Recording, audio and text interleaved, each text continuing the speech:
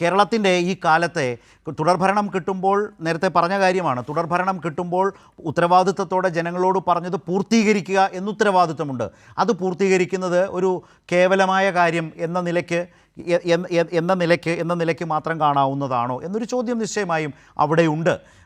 അതിലിപ്പോൾ ഉദാഹരണം ചെല്ലാനം. എല്ലാ കാലത്തെയും മാധ്യമങ്ങളുടെ ഒരു പ്രധാനപ്പെട്ട ബീറ്റായിരുന്നു ചെല്ലാനത്തെ, മഴക്കാലത്തെ, മൺസൂൺ കാലത്തെ ജനങ്ങളുടെ ദുരിതത്തിൻ്റെ. ആ ചെല്ലാനത്തിൻ്റെ മാറ്റം ഒരു ദൃശ്യങ്ങൾ സഹിതം ചില കാര്യങ്ങൾ, ചെല്ലാനത്തിൻ്റെ മാറ്റം ഇപ്പോൾ സമൂഹ മാധ്യമങ്ങളിലൂടെ എത്ര റീലുകളിലൂടെ നമ്മൾ കണ്ടുവരുന്ന കാഴ്ച തന്നെയാണിത്. ടെട്രാപോഡ് കൊണ്ടുണ്ടാക്കിയിട്ടുള്ള മാറ്റങ്ങൾ വലിയ തോതിൽ ആ ഭാഗത്തെ ജനജീവിതത്തെ മാറ്റി. അത് എക്സ്റ്റെൻഡ് ചെയ്യുന്നു ഒരു ഭാഗത്ത്. മറുഭാഗത്ത് ലൈഫ് വീടുകൾ നോക്കാം. മികച്ച വീടുകൾ, മികച്ച പാർപ്പിടങ്ങൾ എന്നുള്ളതാണ്. ഭവന പദ്ധതികൾ നമ്മുടെ നാട്ടിൽ ഒരുപാടുണ്ടായിരുന്നു. പക്ഷേ ഏറ്റവും മാതൃകാപരമായി വളരെ മനുഷ്യാന്തസ്സോടുകൂടി ജീവിക്കാൻ കഴിയുന്ന ഭവന പദ്ധതി എന്ന ഒരു ആശയത്തിലേക്ക് പോയില്ല. ഇപ്പോൾ കേന്ദ്ര സർക്കാരിൻ്റെയൊക്കെ ഭവന പദ്ധതിയുടെയൊക്കെ അവസ്ഥ ബീഹാറിലൊക്കെ പോയ മലയാളി മാധ്യമ പ്രവർത്തകർ തന്നെ ജനങ്ങളുമായി പങ്കുവച്ചതാണ്. അത് 5 ലക്ഷത്തിലേക്ക് അത് കടക്കാൻ പോവുകയാണ്. ഈ നിലയിൽ അത് നിൽക്കുന്നു. അതുപോലെ തന്നെ ക്ഷേമ പെൻഷൻ്റെ സാഹചര്യം നമ്മൾ കണ്ടുകൊണ്ടിരിക്കുകയാണ്. ആ ക്ഷേമ പെൻഷൻ എന്നുള്ളത് ആ നിലയിൽ പുരോഗമിച്ച് മുന്നോട്ട് പോകുന്ന ഒരനുഭവം വേറെ. വയനാടിൻ്റെ കാര്യത്തിൽ, വയനാട് മാർച്ചാകുമ്പോൾ ഈ പറഞ്ഞ പോലെ മോഡൽ ടൗൺഷിപ്പിൻ്റെ ഭാഗമായി വീടുകൾ കൊടുക്കാൻ പോകുന്നു. ജയ്ക്ക് ചോദിച്ച പോലെ കോൺഗ്രസ് വാഗ്ദാനം ചെയ്തത് എവിടെ കിടക്കുന്നു എന്നൊരു ഒരു കല്ല് പോലും ഇട്ടിട്ടില്ല എന്ന പ്രശ്നം നിൽക്കുകയാണ്. അപ്പോൾ ഇതെല്ലാം ഇങ്ങനെ നമ്മുടെ നാട്ടിൽ നമ്മുടെ അനുഭവങ്ങളായി നിൽക്കുമ്പോൾ ശ്രീ പൊടിപ്പാറ, ജനങ്ങൾക്ക് മുമ്പിൽ ഈ വികസനം തുടരണമോ എന്നത് ജനങ്ങൾക്ക് മുമ്പിലെ ഒരു വിഷയമാണോ? ഈ തെരഞ്ഞെടുപ്പിൽ ഇടതുപക്ഷം ഈ വികസന മാതൃകകൾ അല്ലെങ്കിൽ ഈ വികസനത്തിന്റെ ഒരു ഒരു ഒരു എന്താ പറയാ, ആ വികസനം തുടരണമോ എന്ന ചോദ്യം ചോദിച്ചുകൊണ്ടല്ല ഈ തെരഞ്ഞെടുപ്പിനെ നേരിടുന്നത് എന്നൊരു പ്രശ്നമുണ്ട്.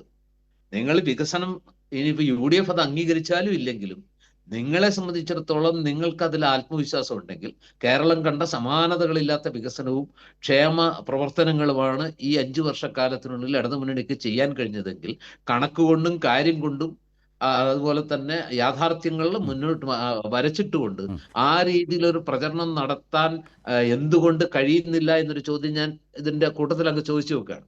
അല്ല, അതിന്റെ വിശദീകരണമല്ലേ ജയ്ക്ക് തന്നത്? താങ്കൾ ചോദിച്ച ആ രാഷ്ട്രീയ സംശയത്തിന് അദ്ദേഹം മറുപടി പറഞ്ഞുകൊണ്ട് തന്നെ ജനങ്ങളിലേക്ക് ഇത് എത്തുന്നതിനുണ്ടായിട്ടുള്ള ചില തടസ്സങ്ങൾ, ചില തെറ്റിദ്ധാരണകൾ, ചില നുണപ്രചാരണങ്ങൾ അതിനെ കവർ ചെയ്ത് പോകാൻ ശ്രമിക്കുന്നു എന്നാണ് പറഞ്ഞത്. ഒരഭ്യർത്ഥനയുണ്ട് എനിക്ക്. ജയ്ക്ക് സംസാരിച്ചപ്പോ ജയ്ക്ക് എന്താ പറയാ, ഇറ്റ്സ് എ സ്പോണ്ടേനിയസ് ഓവർഫ്ലോ. അതായിരുന്നു അനർഗളമായിട്ട് അദ്ദേഹത്തിന്റെ വാക്കുവിലാസം എങ്ങനെ നിർഗളിപ്പിക്കാൻ കഴിയും. ഞാൻ സംസാരിച്ച് തുടങ്ങുമ്പോഴേക്കും അങ്ങ് ഓരോ ചോദ്യങ്ങൾ ചോദിച്ചതിന് ജയ്ക്ക് മറുപടി പറഞ്ഞില്ലെന്ന് ഞാൻ ചോദിച്ചുള്ളൂ. താങ്കൾ പറഞ്ഞ സംശയത്തിന് ഞാനൊന്ന് സംസാരിച്ചോട്ടെ.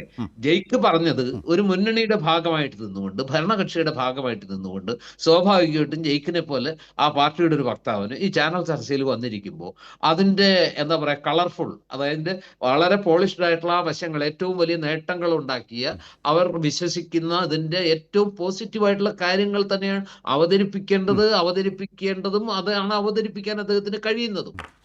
ഞാനിവിടെ ഉന്നയിക്കുന്ന കാര്യം, ഞാനൊരു വക്താവായിട്ടല്ല ഇവിടെ സംസാരിക്കുന്നത്. എന്റെ ചോദ്യം ഒരു സാധാരണ മനുഷ്യന്റെ കാഴ്ചപ്പാടിൽ നിന്ന്, അല്ലെങ്കിൽ സംശയാലുവായ അല്ലെങ്കിൽ അന്വേഷണ ഒതുകിയായ ഒരു മാധ്യമ പ്രവർത്തകന്റെ കണ്ണിൽ അല്ലെങ്കിൽ ആ പോയിന്റ് ഓഫ് വ്യൂവിൽ നിന്നുകൊണ്ട് ഞാൻ ചോദിക്കുന്നു, നിങ്ങൾ രണ്ടുപേരും വരച്ചിടുന്ന ഈ മനോഹരമായ ഒരു ചിത്രം ഉണ്ടല്ലോ, ഈ വികസനത്തിന്റെ ഈ പൂക്കാലം, വസന്തകാലം, കേരളം ഇന്നോളം കണ്ടിട്ടില്ലാത്ത, ഇനി ഒരുപക്ഷെ അത്രത്തോളം വേഗതയിൽ കാണാനിടയില്ലാത്ത അതിമനോഹരമായ ഒരു നേട്ടങ്ങളുടെ ഒരു വലിയ പരമ്പര തന്നെ സൃഷ്ടിച്ചെടുക്കാൻ കഴിഞ്ഞ ഒരു മുന്നണിക്ക് എന്തുകൊണ്ട് ഒരു ആത്മവിശ്വാസം ഇല്ലായ്മ ഉണ്ടാകുന്നു? എന്തുകൊണ്ട് ആ മുന്നണിക്ക് ഈ നേട്ടങ്ങൾ മാത്രം മുൻനിർത്തി തെരഞ്ഞെടുപ്പിനെ നേരിടാൻ കഴിയുന്നില്ല? അവിടെ എന്റെ ചോദ്യം, ജയ്ക്ക് പറഞ്ഞു സത്യത്തിൽ അവിടെ എന്റെ ചോദ്യം ശ്രീ പൊടിപ്പാറയോട്, യഥാർത്ഥത്തിൽ ഈ വികസന പ്രശ്നങ്ങൾ ജനങ്ങളുടെ മുമ്പിൽ ചർച്ച ചെയ്യുന്ന ഒരു ഘട്ടത്തിൽ ആത്മവിശ്വാസമില്ലാത്തത് പ്രതിപക്ഷത്തിനല്ലേ? സർക്കാരിൻ്റെ വികസന ക്ഷേമ പ്രവർത്തനങ്ങളെ പ്രതിപക്ഷത്തിന് വലിയ ആർജവത്തോടെ വസ്തുതകൾ നിരത്തി ഖണ്ഡിക്കാനോ എതിർക്കാനോ കഴിഞ്ഞിട്ടുണ്ടോ? എന്താണ് പ്രതിപക്ഷത്തിൻ്റെ ബദലെന്നവർക്ക് പറയാൻ കഴിഞ്ഞിട്ടുണ്ടോ? ഈ 10 വർഷക്കാലത്തിനിടയിൽ കിഫ്ബി ഏറ്റവും പ്രധാനപ്പെട്ട ഒരു ടൂളായി കേരളത്തിൻ്റെ മുമ്പിൽ മാറിയിട്ടും അതിനെ എതിർക്കുന്ന പ്രതിപക്ഷത്തിന് ഇതിനെ ഒരു ഘട്ടത്തിൽ 21 പറഞ്ഞു, ഞങ്ങൾ അവസാനിപ്പിക്കും, ലൈഫ് മിഷൻ അവസാനിപ്പിക്കും. ബദലെന്ത് എന്ന് ജനങ്ങളോട് വിശദീകരിക്കാൻ പ്രതിപക്ഷത്തിന് കഴിഞ്ഞിട്ടുണ്ടോ? അതാണ് എൻ്റെ ചോദ്യം.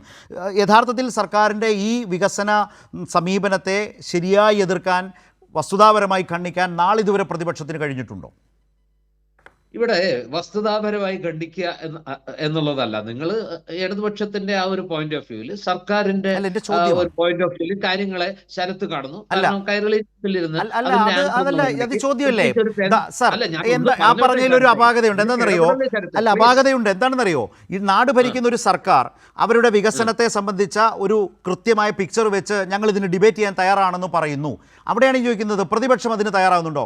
ആ പ്രതിപക്ഷത്തിൻ്റെ ഏറ്റവും ശക്തമായ സാധ്യത ഈ ബജറ്റ് സമ്മേളനമായിരുന്നു. പ്രത്യേകിച്ച് ഇത്തരം കാര്യങ്ങൾ ഇടപെടുന്ന ഒരാൾ പ്രതിപക്ഷ നേതാവായിരിക്കുമ്പോൾ ആ ബജറ്റ് സമ്മേളനത്തിൽ ഒരു തവണ പോലും ഇപ്പോൾ അഷ്വേഡ് പെൻഷൻ സർക്കാർ അവതരിപ്പിച്ചു. കേരളത്തിലെ പ്രതിപക്ഷത്തിൻ്റെ നിലപാട് എന്താണെന്ന് നമുക്കാർക്കെങ്കിലും അറിയാമോ? പങ്കാളിത്ത പെൻഷന് പകരമായി അഷ്വേഡ് പെൻഷൻ വരുന്നു. സ്ത്രീകൾക്കുള്ള സാമൂഹ്യ സുരക്ഷാ പെൻഷൻ്റെ പുതിയ സ്കീം ഇന്ന് തുടങ്ങി. 10 ലക്ഷത്തിൽ പരം അക്കൗണ്ടുകളിലേക്ക് പണമെത്തി.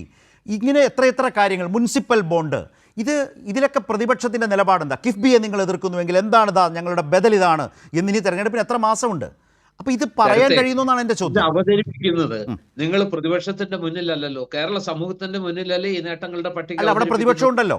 ഈ മനോഹരമായ ചിത്രം അവതരിപ്പിക്കുന്നത് പ്രതിപക്ഷം അംഗീകരിക്കുന്നോ ഇല്ലയോ എന്നുള്ളതല്ല. അല്ലല്ല, നോ, നിങ്ങളുടെ concept ബദൽ എന്തായിരിക്കണം? എന്തെന്നാണ് എൻ്റെ ചോദ്യം.